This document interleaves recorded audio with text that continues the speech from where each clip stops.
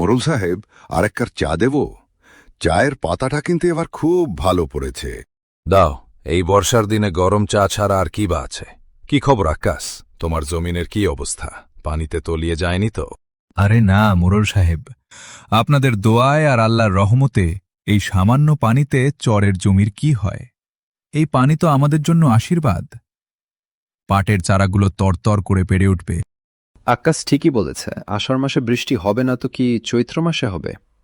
আমাদের পূর্বপুরুষরা তো এটাই দেখে এসেছেন। তোমরা সামান্যতেই ভয় পাও। আরে আমরা হলাম নদীর সাথে লড়াই করে বেঁচে থাকা মানুষ।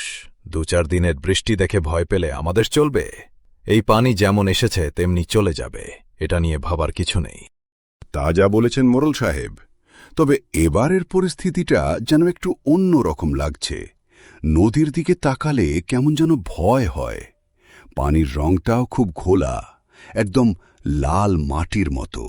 তুমিও দেখছি বৃদ্ধ বয়সে ভয় পেতে শিখলে। পানির রং তো বদলাবেই। উজান থেকে ঢল নামলে পাহাড়ি মাটি নিয়ে আসে, তাই রং এমন হয়।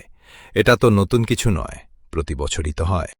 মোড়ল সাহেব, ওই দেখুন সোবাহান ভাই, ওর হ্যাবভাব তো ভালো মনে হচ্ছে না। দেখলে মনে হয় আকাশ ভেঙে যেন শুধু ওর মাথার ওপরেই পড়েছে। আরে ওর কথা আর বলো না, ও হলো গ্রামের পণ্ডিত। ওর কাজই হলো অকারণে চিন্তা করা। মেঘ দেখলে বলে বিপদ, রোদ দেখলেও বলে বিপদ। ওর মতো জ্ঞানী লোক তো আর এই শান্তিপুরে দ্বিতীয়টি নেই। কিরে সুজন, চারাটা কি লাগাতে পারলি, নাকি আগেরটার মতো আবার মরে যাবে? না মা, এবার আর মরবে না। বাবা বলেছে গাছের গোড়ায় ভালো করে মাটি দিলে আর মরে না। আমি অনেক মাটি দিয়েছি। কি ব্যাপার, তোমার মুখটা এমন শুকনো কেন? নদীর দিকে গিয়েছিলে? হ্যাঁ, কি দেখলে? পানি কি আরো বেড়েছে? সালমা শুধু বাড়েনি, পানি যেন পাগল হয়ে গেছে। স্রোত এত তীব্র যে মনে হচ্ছে নদীর তলদেশের মাটি পর্যন্ত তুলে নিয়ে আসছে। আর পানি যেভাবে বাড়ছে, সন্ধ্যার মধ্যেই চরের নিচু জমি সব ডুবে যাবে। বাবা, আমাদের মরিচ ক্ষেতটাও কি ডুবে যাবে? তুমি না বললে এবার অনেক মরিচ হবে। শুধু মরিচও ক্ষেত নয় বাবা, আমার ভয় হচ্ছে এবার পুরো শান্তিপুর গ্রামটাই থাকবে কিনা সন্দেহ। এসব কি কথা বলছো তুমি? এমন তো প্রতি বছরই পানি বাড়ে। মোড়ল সাহেব তো সবার সাথে গল্প করছেন, কেউ তো কিছু বলছে না। মোরল? ওই হাসেম মোরলের মাথায় তো গোবর ছাড়া আর কিচ্ছু নেই। সে তার ক্ষমতা আর অহংকারের বাইরে আর কিছুই দেখতে পায় না। আর গ্রামের মানুষ, তারা হলো ভীরার পালের মতো। মোরল যেদিকে যায় তারাও সেদিকে যায়। আমার কথা কে শুনবে? তাই বলে তুমি একবার বলেও দেখবে না? বিপদ তো শুধু আমাদের নয়, সবার। বলে কোনো লাভ নেই সালমা। কতবার যখন খরা হলো আমি নিষেধ করিনি ডিপ টিউবওয়েল বসাতে।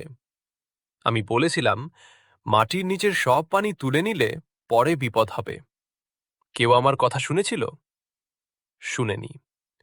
হাসেম মোরন আমাকে সবার সামনে অপমান করে বলেছিল, তুই কি ইঞ্জিনিয়ার সোবাহান? তাহলে আমরা কি করব? চুপচাপ বসে থেকে বিপদ দেখব? না, আমরা বসে থাকব না। আমি অন্য কথা ভেবেছি। সবার কথা ভেবে লাভ নেই। যে নিজের চিন্তা করে না, তাকে নিয়ে ভেবে কি হবে? আমি আমার স্ত্রী সন্তানের কথা ভাবব। কি ভেবেছো বাবা? আমরা কি অন্য কোথাও চলে যাব? না বাবা, এই বিপদের সময় কোথায় যাব? যাওয়ার কোনো জায়গা নেই। আমরা এখানেই থাকব, কিন্তু মাটির উপরে নয়, মাটি থেকে অনেক ওপরে। মাটি থেকে ওপরে মানে? কি বলছো তুমি এসব? ওই যে গাছটা দেখেছ, ওই গাছটাই হবে আমাদের বাড়ি। আমি ওই গাছের মাথায় ঘর বানাবো। এমন একটা মজবুত মাচা বানাবো যেখানে আমরা 10 দিন থাকলেও কিছু হবে না।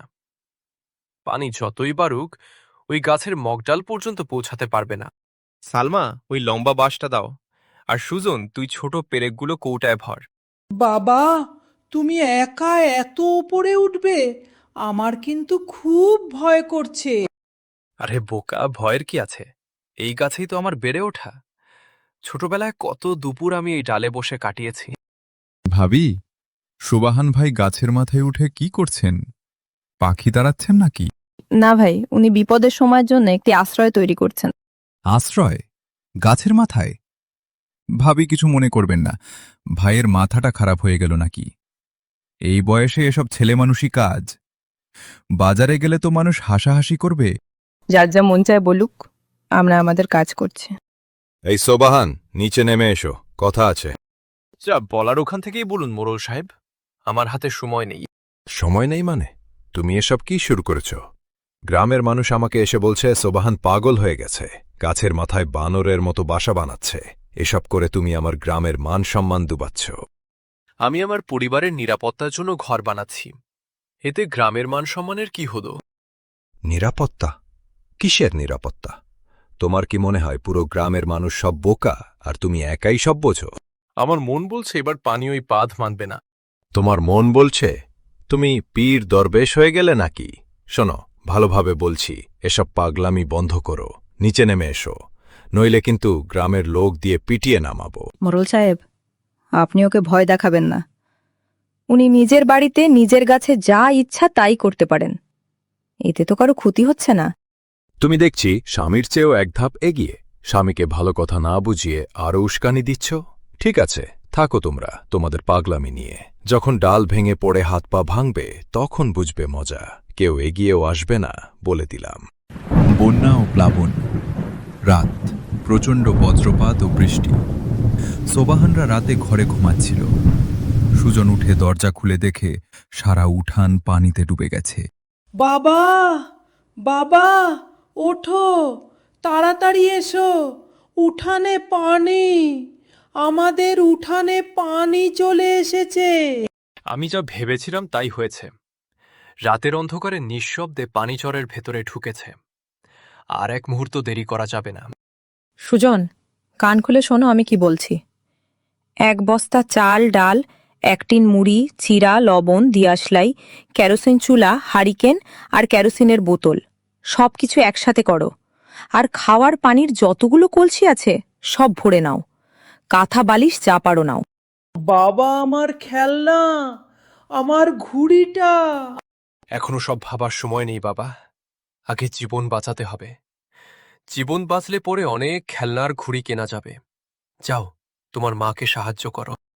আল্লাহ তুমি রক্ষা করো, তুমি ছাড়া আর কোনো সহায় নেই। সোবাহান, সোবাহান ভাই, আমি হাসেম মোরল। আমাকে কি দেখতে পাচ্ছ? পাচ্ছি।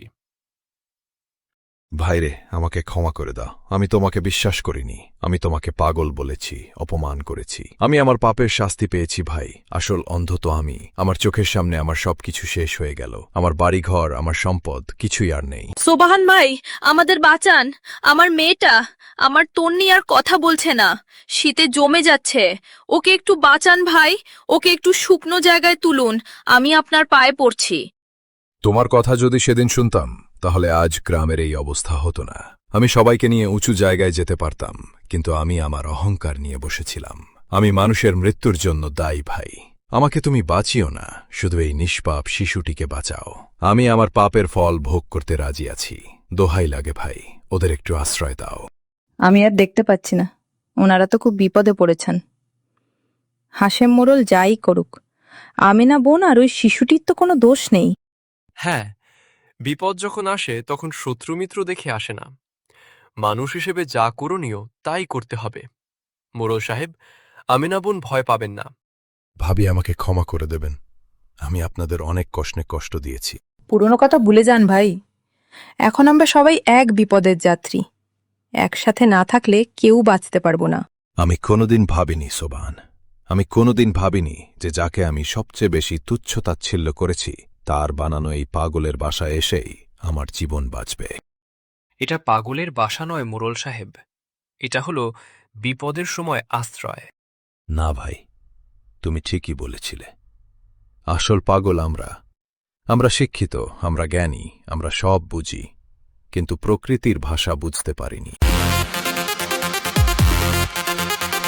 Like, comment, and subscribe.